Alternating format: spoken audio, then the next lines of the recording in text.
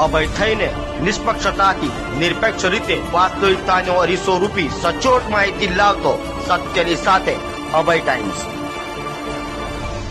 આજે મહાશિવરાત્રીના દિવસે સુરત શહેર અને જિલ્લાના મંદિરોમાં શિવભક્તો મોટી સંખ્યામાં ઉમટી પડ્યા હતા। મંદિરમાં બમ બમ ભોલેના નાદથી વાતાવરણ શિવમય બની ગયું હતું।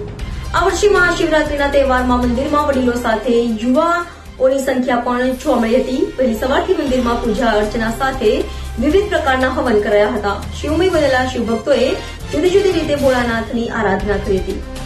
સુરતમાં આજે મહાશિવરાત્રીની ભવ્ય ઉજવણી થાય તે પહેલા જ મંદિરોને લાઇટિંગથી શણગારી દેવામાં આવ્યા હતા। દિવાળી પછી પહેલો તહેવાર શિવરાત્રીનો આવ્યો હોય ભક્તોમાં આ તહેવારની ઉજવણીમાં ભારે ઉત્સાહ જોવા મળ્યો હતો।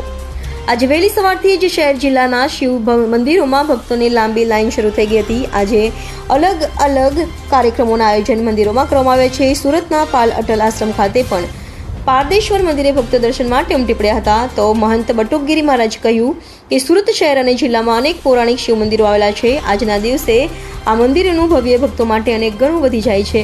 આ મંદિરમાં ધ્વજારોહણ, વિવિધ પ્રકારના યજ્ઞ અને શ્લોક સ્તુતિ ઉપરાંત વિવિધ પ્રકારના પાઠ શરૂ થઈ ગયા હતા। અનેક શિવ મંદિરોમાં 4 પ્રહરની પૂજા વિધિ કરવામાં આવી હતી। તેમાં બ્રાહ્મણ સાથે અન્ય લોકો પણ જોડાયા હતા। સવારે 6 વાગ્યાથી ભાવિક ભક્તો લાઇનમાં પોતાના ઈષ્ટદેવ મહાદેવના દર્શન કરવા માંડ્યા હતા।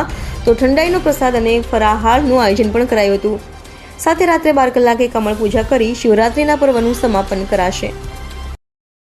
તેજસ શાંતિલાલ ચોકસી શિવ ભક્ત છું કાંતાસા પરિવાર સાથે, અને મારો પરિવાર 5 પેઢીથી આ કંતાસા માટી સાથે જોડાયેલો છે। આજ રોજ સવારે 9 વાગે ધજા ચડી, 9:30 વાગે પારખી યાત્રાની દીકરી, 11 વાગે જાહેર ભંડારો ભક્તો માટે, સાંજે 7 વાગે મહાઆરતી, 12 વાગે મહાપૂજા અને 3 વાગે ગીરના કમળ ચડશે। કે આવતીકાલે સવાર 6 વાગ્યાથી દરેક શિવ ભક્તો ગીરના કમળના દર્શન કરી શકશે। અને કંતાસા મહાદેવ કે જે વિશ્વમાં એવું મંદિર છે કે જ્યાં અહીં જે પંચવક્રનું પૂજન થાય છે, એ આખા વિશ્વમાં કે કોઈ પણ જ્યોતિર્લિંગમાં પંચવક્રનું પૂજન થતું નથી। અહીં કંતાસા દાદાને આંકડો પણ ચડે છે, તુલસી પણ ચડે છે, લાલ કરણ પણ ચડે છે, સફેદ ફૂલ પણ ચડે છે અને દરોઈ અને આંકડો પણ ચડે છે।